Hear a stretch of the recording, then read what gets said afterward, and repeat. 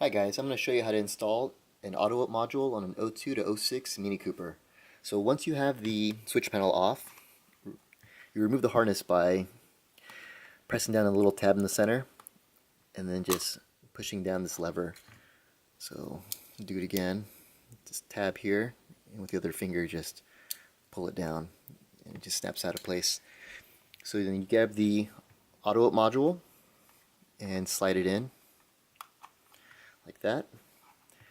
And then the harness, you have to ensure that the wires are going to the right of the car if you're facing the switch panel. Then you just place it in there. And then it's on pretty sturdy. It's not going to fall out.